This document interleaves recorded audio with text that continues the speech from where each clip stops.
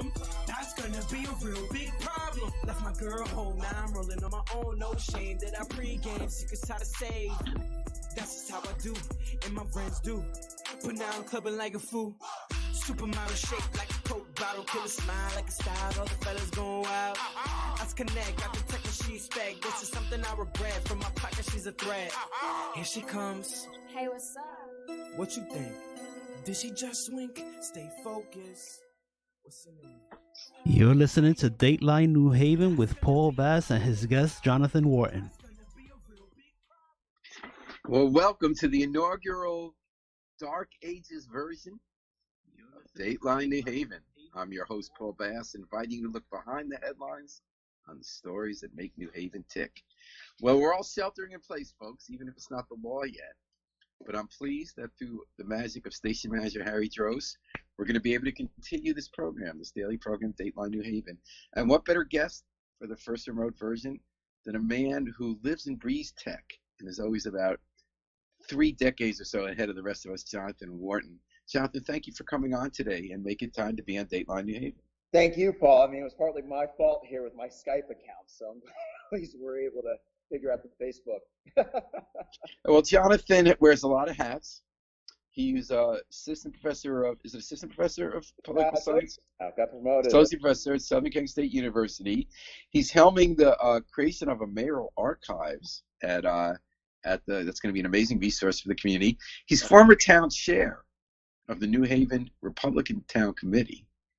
And he is also a columnist for Connecticut News Junkie. You can find his columns linked to on the Independent because they're so good. We want to make sure you read them.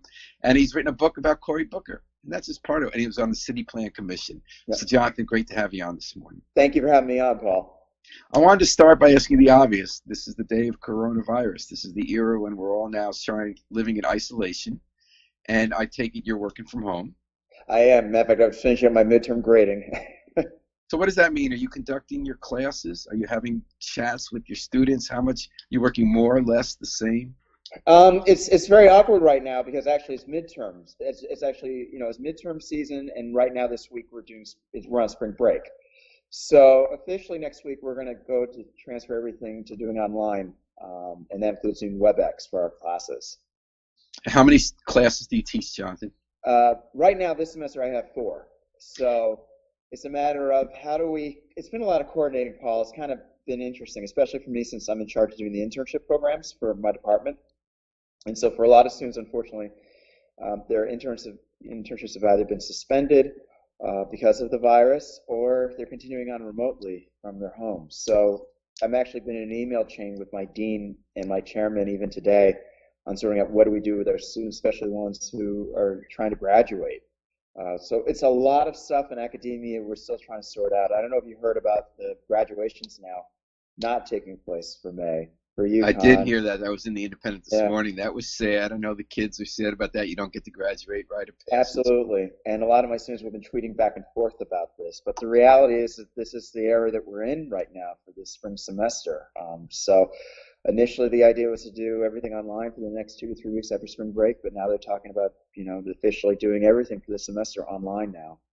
And I noticed from the president of the system that it said at least through the end of the semester. Right. This coronavirus might come in 2 waves with a powerful second wave that may be tougher on young people than this one is. So, Jonathan, you were ready for this moment because you've been preaching for a long time, taking more of higher education work online. Right. And so you have one class where you work with students who have internships. Right. Are the other 3 your traditional do the reading, let's talk about it in class? Correct. So it's interesting. With the internship class, at least, we already do a big exchange over email, right? Because we meet monthly, and we do everything remotely already online. So I've already been used to doing that, and that's exactly what I'm trying to sort out with my deans and chairmen, to do things as progressively as possible, as smoothly as possible between everything. For the upper level classes, that's going to be a big transition, because we meet weekly, but we do everything in person. As a matter of fact, we usually have guest speakers coming in. We had John Rowland, as a matter of fact, in class a couple of weeks ago. So how did that go? It was very interesting, very enlightening, because I purposely He's great with young people. Absolutely. John Rowland, I've always found, can connect to young people. He's very young at heart. Absolutely, and he related very He's the well. former governor. Yeah. Right, our former governor. So I always try to get, matter of fact, I was coordinating a lot of our lawmakers to come in and talk with class. As a matter of fact, you'd like this, Paul. We were supposed to have Gary Winfield and Joe Markley. State senators. He used to do a show on WNHH left and right. Exactly. I try to get them to come to class, if not every year, every other year. So that's the kind of class that I'm used to doing, where we have public officials coming in, discuss and debate things out. We were even working things out with the delegation from New Haven, some of the lawmakers that come into class for that in the New Haven area to come in. So I don't know how I'm going to have to completely reformat now a class like that, where we're usually talking with public officials after reading a number of books and sources on what state and local government is. For my U.S. government class, which is a far larger class, I mean, that's 40 plus students, that's going to definitely have to go in WebEx in some kind of format. And you're dealing with students who are mostly freshmen and sophomores, and that's going to require a lot of coordinating, a lot of changing. So to be frank with you, a lot of my colleagues were doing a lot of this. Even we did WebEx seminars last week for us in terms of how do we coordinate and figure things out. It's a learning curve. And it's not that I'm against it. I totally get it. But I think right now, to be thrown into this now, it's going to be, quite a change for us. So U.S. government, you have more than 40 students. Right. Are you WebEx? I'm ignorant about this. Is that a platform? It is a platform where we do everything online. We're doing things right now, at least on camera, and speaking with the entire class. So I got to figure out. So does everyone? How do people raise their hand? Right. Like, how do people speak? Seriously. Well, it is. I mean, what they do is that they have to have. That's a good question, because I've asked these questions to the techs over and over again. They already have their mics already muted, so they'd have to unmute it to participate. So you can imagine with 40 students, that's going to be requiring a lot of refereeing, a lot of, discussion points. And I'm one who likes to write a lot on the board in terms of a lot of students' ideas, right? Because I don't traditionally lecture all the time. I put down all these ideas on the board and we discuss them out. So now I'm going to have to completely reformat how I teach a class using WebEx. So how will you put on WebEx? Yeah. Is there a part that has a blackboard that you could throw what they've written up? No, there isn't. I mean, I'm going to have to find a way of discussing out some of the ideas and presenting, what they have to say and what I have to say in some kind of way. So as a matter of fact, I've been in touch with the department secretary for me to get a microphone. So it's not just through the laptop. So hopefully everybody can hear what I have to say and we can contribute some kind of fashion. There is another format that's interesting to WebEx. You can imagine, Paul, for a seminar, not even a seminar, for a lecture, hall class style, where you're dealing with 100, 200 students. Thankfully, my department doesn't have anything like that. They chop up the classes into, groups, into teams, where it might be more like 20 or 30 students, chopped up in different seminars to do this kind of format. So it's challenging. So Jonathan, what about, like, in all day radio, people called in. Yeah. We have found out, and this isn't going to work right now when we're virtual, but if Armageddon ever ends and we go back in the studio, right, we actually found that on Facebook Live, when people type in questions, it works better than phone calls. Right. We can get to the questions, we can see them up there. Other listeners, viewers can respond to each other there, and you have a permanent record. Do you think you might go to a case? I don't know if WebEx can accommodate this. Actually, it where does. Students can post their comments. Correct. You can do both. Where students can type in and respond, and so that is another format that we're also being trained on, is to do the live kind of commenting. So that could be helpful too. I know a lot of students sometimes prefer that, as a matter of fact, which I totally get, because then they're not interrupting, they're allowing the conversation to just take place more freely. And let's face it, for a lot of our students, they're very savvy with typing in that kind of format. So that's something as well that requires even more training too, to do that simultaneously. And I know from experience hosting, it makes it freer.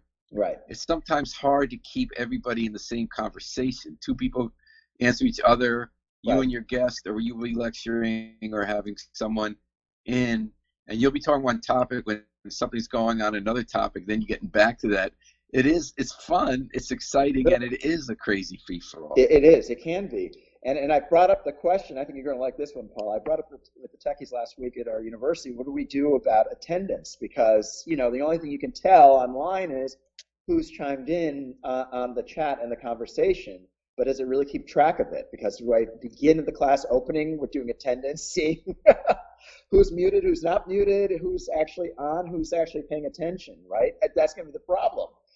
How do we differentiate that between the students? And there's really no way of monitoring that except for just following who's in the chat room to begin with.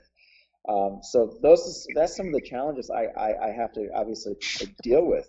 And look, I'm very much a traditionalist. I like as many people participating as possible, but to do this, remotely, it's going to be interesting. It's going to be very interesting. It is. Yeah. And I know you're going to do it well. And we're talking with Jonathan Wharton, Southern Connecticut State University's politics professor, an active member of the New Haven and Connecticut Republican parties, and a regular guest here on Dateline New Haven at 103.5 FM, live streamed at newhavenindependent.org. Jonathan, how have you been sheltering in place? Have you been staying home in City Point? I've been saying, actually, I'm house sitting, as a matter of fact. So I've been, saying here and there.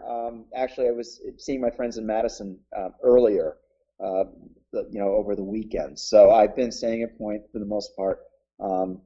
I'll tell you one thing I do miss is, I'm used to working in the library. You mentioned the library archives, and I was, trying to prep up for a conference and eventually an article about, Mayor DeStefano's years and his elections. So for me, I can only do so much work remotely on a project like that because, as you already know. So is that being put on? Is that being put on hold? Yeah, it is. Unfortunately, I was supposed to present the New England Political Science Association. We just found out yesterday, in fact, that they are going to not have their conference next month. And we had a couple of students from our department ready to present their research, and I was supposed to present my own.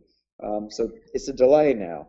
Which is unfortunate because I've been working, hard on that, as you know, and my students have had their own projects to do. So we can only do so much. And actually, I'm on the executive board for the New England Political Science Association, so we've had to debate this back and forth. Do we have the conference? Not have the conference? We've been discussing this back and forth over email for the last week. But obviously, in light of the fact that the conference is bringing hundreds of people, we couldn't continue that. And the hotel was. We're kind of entering a new age. It's reminding me, Jonathan, of after 9/11. Yeah. Not that it's the same issues. Mm-hmm. But in the first days of a new reality, we're having trouble understanding what this is going to mean. Right. Threats we don't completely understand where they're going to come from. And we were worried about biological threats like anthrax back in 9/11, even though this is coming more from nature than from man-made threats. Right. But how are we going to live? How are we going to keep safe? Are we going to be okay? Right. And do we ever get back to normal, the way normal used to be defined? So I'm finding that I did go to a funeral yesterday. It was a tough decision. We buried my brother, and we weren't sure we were going to do it, but we did a 10-people graveside. We were nervous about the health implications. Sure. We're not going to do other things Jews do, like sit shiva with people in each other's houses. No prayer services every day like you normally have. Right. How about for you? What are you doing, and what are you not doing that you did in your daily life? One thing that I really miss, and I know you respect this an awful lot about my research, is I'm accustomed to going to town hall and city hall meetings, and not just in New Haven, right? I mean, I get around a lot in New Haven, but like in the Valley, I go to an awful lot of those meetings, and I was very fortunate this semester to work with a few graduate students, came up with an awesome project to go to all these various public meetings and forums. We were supposed to go to, city planning and zoning board meetings in various towns and cities, and we had already gone to a few, even in the Valley.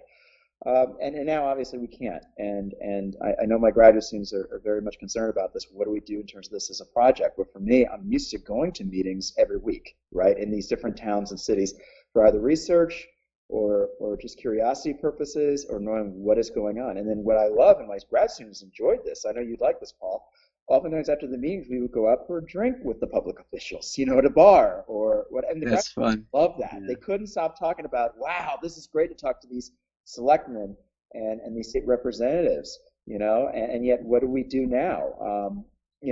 What do we do now?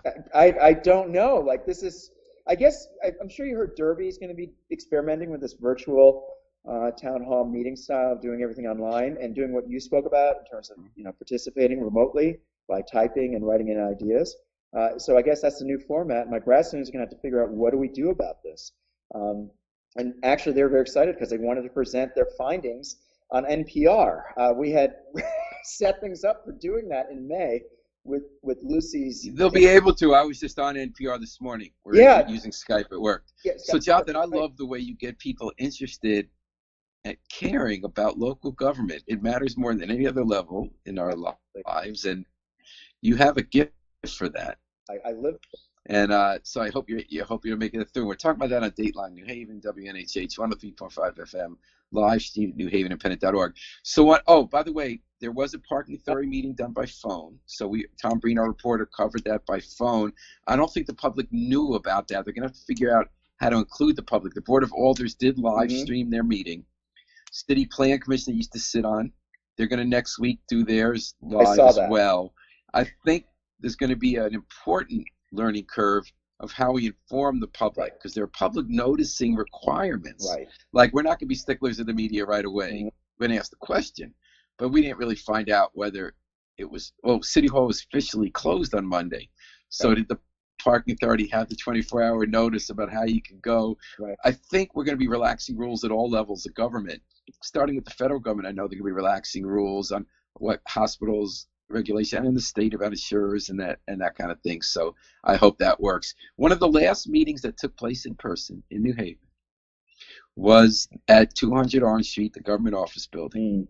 Was the Republican town committee meeting last Thursday night. Right. You guys all showed up. Did you stay 6 feet away from each other? No, not at all. As a matter of fact, I think you noticed that from the pictures at the meeting that we didn't. That's right. You shook hands with somebody. Yeah. Everybody shook hands and everybody gave hugs, and so that was difficult, right? Because at the time last week, it wasn't necessarily in force it really thought of directly, right? It was kind of secondary. I think that was the first day I stopped hugging people. Yeah. It hurts. I mean, look, Paul, it's tough. I mean, how do you do this, right? I mean, I even met up with a couple of advisees on Monday for a drink, and that was the last day before the bars closed. And yeah, we gave hugs. I'll admit it openly. But what do you do? I mean, it's difficult to carry that on. And you know, somebody like me, I'm a backslapper kind of person. You know, how do you end that? It's very difficult to do that. But you're right. At that meeting, there was a lot of that going on, and we had a big transition, obviously, with the RTC. Right, you have a new town chair. Right, You used to be the town chair, and you were opening up the party to lots of groups. Right. And that it's hard to get the numbers. Right. You guys are still only 4% of the registered voters in New Haven, 2,500. Right. But you care a lot, and there are a lot of people who are not Republican in New Haven who have been rooting for a long time for the Republican Party to get strong again, so that we have competition in New Haven of ideas and choices at election day. You guys valiantly put up some candidates. It's hard to be a Republican in Democratic New Haven. I think it's the official political religion in the charter. I'm not sure that thou shalt be a Democrat unless you have a note from your spiritual advisor. Right. So now you have a new chair, John Carlson. Mm-hmm. He's been a longtime City Point activist, cares about his community. He's been a public school teacher for decades. What is the significance of this change in leadership? I think, and you, by the way, I have to give credit to your new writer, Emily, and what she wrote last week about what took place that night. And I'm glad that at least she mentioned what the DTC doesn't do. I mean, it's not publicly known when they have their meetings, when they decide to make the decisions, but at least for us on the RTC, we do publicize, we do advertise. Yeah, we even still had a meeting last week. But what I emphasize in that article, I'm glad she mentioned, is the fact that each chairman who's run really since I have tried to find ways of saying what they're going to emphasize. So I think that Richter, for example, who's the previous Fasano. Mm-hmm, the previous chairman, was really more emphasizing getting people just to run, right? Oh, Jeff Weiss. Jeff Weiss was the previous chairman, not Victor Fasano. Oh, I'm sorry, before me, prior to Vic me. was a long time ago. Yeah. Right. He was. But, he was all But he's still around. Right, he is still around. But he was one of those people who just said, look, we just need to fill seats. Get somebody to run for office. Whereas I emphasize more, as you know, more media relations, connecting more with people like you, getting the word out that we did exist, getting social media together, getting a website all together, and doing... You also drafted a platform, Jonathan, which is the first I've seen by a local party period. Right. Except maybe the older version of the Green Party around 2000. I'm not sure if they had it written out. Mm-hmm. And you also recruited people to serve on boards and commissions. Right. Because non-Democrats have to serve on boards and commissions. Right. They can be independents, of whom we have many in New Haven. Right. But there's been good faith by like former Mayor Tony Harp, who's a Democrat, Right. to get Republicans on those boards, but you got to get us the bodies. Right. You've gotten us some good people. Correct. And actually, that's another thing that we're trying to work out right now, is because there's still all these vacancies in some of these commissions and boards, but we have a new mayor, a new staff, and I'm still to some degree kind of behind the scenes trying to coordinate some of that. So you can imagine the bureaucracy and the politics even around that. But I will say, Justin Eliker's been very open. He and I have met and spoken about this and figuring more people to fill out more seats. But that was a big emphasis under my term. And then, of course, we did a little fundraising, as you know. I mean, yeah, we raised some money when I was chairman. And then I think under Jeff Weiss, who was the previous chairman, he really found ways of getting as many candidates running for, General Assembly seats to at least qualify for public financing for the citizen election. That was, I thought, a big achievement on Jeff Weiss's part. Big one. Was that you were able to access a system that Republicans generally don't approve of, which is public financing, right? But it's there for everybody, so everyone gets the right to take advantage of it. And in this case, helps the Republicans in New Haven because it gives them more money to campaign on. Jeff was very successful. He was. In getting candidates qualifying for the Citizens Election Program. All 6 seats. It was very impressive. I mean, a half dozen, not just 1 or 2, but a half dozen. And I have to tell you, Paul, I know we never have a chance to talk about this, but it was emphasized how that is, it's groundbreaking. And it was mentioned at the State Central dinners a while back at the meetings, because, I'm on State Central for the Republican Party, for the State Party Committee, and it was said over and over again that, Jeff really made some great headway in doing that as chairman. I think that with John Carlson, and I'm sure you're going to get this out of him next week when you talk with him, he emphasized more the direct connection, more grassroots, more door knocking. He's been accustomed to doing that since he's run for alder twice. He's run for the General Assembly seat as well. So he's very good at doing the door knocking, the phone banking, having more of a presence at least. So I think each chair has found pathways of doing things differently than the next. And I know at least with John, he's already emphasized that he wants to have more of a presence again with the media. But that wasn't quite Jeff's emphasis. No, he hated the media. So we're out. Well, I wouldn't say he hated, but let's just he say, said we were all out to get him, which we were not. Yeah. Well, let's just say he was very particular on how the messaging should be sent out. So let me spin it that way. John and I have already spoken, and I know you can respect this, about strategies of dealing with that again. And I'm certainly on board with helping him out in that endeavor. So whatever I can do to help out, I will continue doing that. Well, we wish you great luck on that. And we're talking about that on Dateline New Haven with the man of many hats, so many of them political, Jonathan Wharton, on 103.5 FM, live streamed at newhavenindependent.org. What does it mean to be a Republican in New Haven now? I know that you're not for tax hikes, right? Are you against the proposed tax hike that Mayor Eliker has put in, the 3.6%? Nothing has actually been said in terms of how the RTC is feeling about it yet. I haven't heard any real discussion about it so far, so I can't. Well, to be fair, we got a coronavirus right. crisis going on right now. It's very hard to weigh in. It is, and not to mention, I think, as you know, the public forums, because the workshops are so important for the alders and how they discuss things out publicly. I think we as an RTC have always been concerned about tax hikes. We were initially, we still remained at least, about the issues concerning what happened a couple of years back under Tony Harp and that 11% increase. I imagine we still have our concerns about that as it relates right now to Eliker.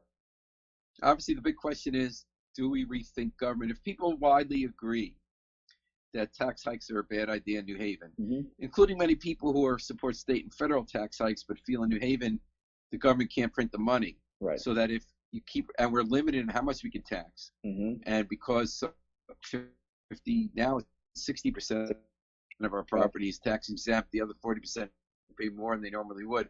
There's a feeling, right or wrong, and I'm not an expert, that at some point, if you keep raising taxes, you're not going to get more money because people won't be able to afford that, and you'll have fewer people paying. What are the alternatives? We've cut a lot over government over the years. I'm sure anyone could find some waste here, a position to get rid of there. But in terms of what the people around the government are really struggling with, what are the big ways to save money? Are there functions, Jonathan, that government takes on in New Haven that maybe municipal government can't take on anymore? We're going to keep collecting trash, right? We can't go to every other week, or it'll be public health crisis. We have parks, right? We want to have parks.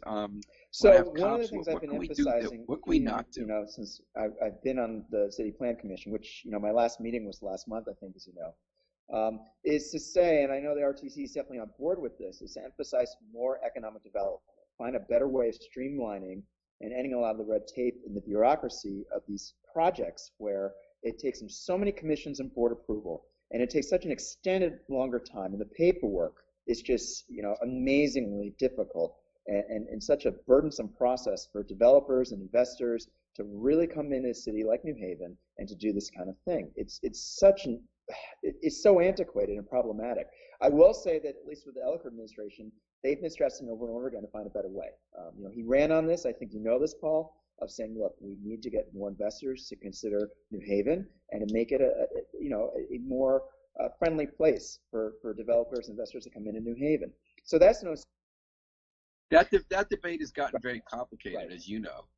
City Plan Commission, while you're on it, was involved for years in a very democratic, Right. open process to change zoning in commercial corridors Right. in neighborhoods. The Whaley Corridor, Dixwell, Kimberly Avenue, and I believe Congress Avenue, if I'm not mistaken, and Grand Avenue, excuse me. And after years of work, you put together a process you thought that'd make it easier for people to invest, and not so much the big investor for Right. out of town, but the local person who, because of antiquated zoning laws, back then we thought everything should be designed for the car and not too dense and pulled back from the street. If we get rid of some of those rules that nobody feels needs to be in place anyway, it'd be quicker and easier for people to develop. But it all got shot down. At the 11th hour, people in every neighborhood but, was it Whaley, convinced lawmakers to shut it down, saying it wasn't democratic. Did you support those changes? Do you see them coming back? Oh, I absolutely supported it. And I made it known that, and certainly the Republicans were, the RTC was all behind it as well. We were definitely supportive of those changes in terms of what you're saying with the commercial zoning, especially, and making the corridors viable. We were hopeful of that for, Grand Street and even for Dixwell. But as we know, it was very, very difficult. The challenge really came from, and I think you know this, not even so much the community residents, but even those people who are outside of it. Mostly, as you know, the Yale, legal clinic and what they were emphasizing. Nope, it was Legal Aid. Legal Aid. New Haven Legal Assistance Association. Right. So they as a community organizer position, Right. So they were the ones leading the charge and really emphasizing, communicating what was taking place. I think that I wouldn't be surprised in the next year or two there might be a round two. And I think from what is being talked about among some of the staffers, and I wouldn't disagree with it, is, and I emphasize this in a couple of meetings, having more competition between maybe, the neighborhoods who want it and the neighborhoods who don't. I mean, I know that there's a big interest in a project like this in the Hill, which, as you know, would be a great area for So if Dixwell doesn't have it, let's go in Kimberly Square, where in 2014, when Tony Hart took office, brought in a consultant, took everybody in a ride first through Kimberly Avenue in Congress, saying that's where we're going to start, and then that didn't get included. It didn't, and I think there'd be an interest in revisiting this. And I'm thinking, especially down the road, for what's going on around Union Station, right? Because that could be a great and viable area for the old Church Street South, if they get that built, and among other things, right? I mean, there are all those super blocks, blocks that are like 2, 3, 4 times bigger than a normal block that you could really try to way really reconfiguring and tying back in as it relates to the downtown Hill project. I think there's a lot of things that you could do around that area. So what we're trying to emphasize, just as Republicans, but just in general, is find initiatives like this so you can get more property, more tax rolls, on there. So you're not having, as you said, the 60% business of property that's not taxable. So you can actually increase, the amount of possible land that could be taxed, so that you're not having this emphasis of where you're relying just on, Yale New Haven Hospital or Yale University to give, payment in lieu of taxes. I think there's got to be a better way of emphasizing this. From what we're hearing so far from the Elliker administration, I don't think they're against anything like that. But it would be great to go back and revisit what the plans could be to make things a little bit easier for developers and investors to consider projects like that. Well, it's always easy to talk to you, Jonathan Wharton. So it's a pleasure having you on my first virtual version of Dateline New Haven on WNHH FM. Jonathan, best of luck. Thank you, Paul. Into the online-only teaching world of Southern Connecticut. Best of luck helping the New Haven Republican Party grow and offer an alternative in New Haven politics, which people of all ideological persuasions are rooting for you to succeed in that endeavor. And thanks as always for being a regular guest here on the program. I'd love to hear what you're up to and what you're thinking. Well, thank you always for the invite. I appreciate it, Paul. And I want to thank Harry Droz, the miracle man behind the controls, WNHA station manager, who is shepherding us in to the virtual age of radio. Thanks for joining us, folks. This is Paul Bass saying we're going to take it out with the Afro-Semitic Experience, performing I Wish I Knew How It Would Feel to Be Free from the group CD, A Plea for Peace. I'm wishing you to say fly free with us all day and all night here at WNHH FM, New Haven's home for community radio.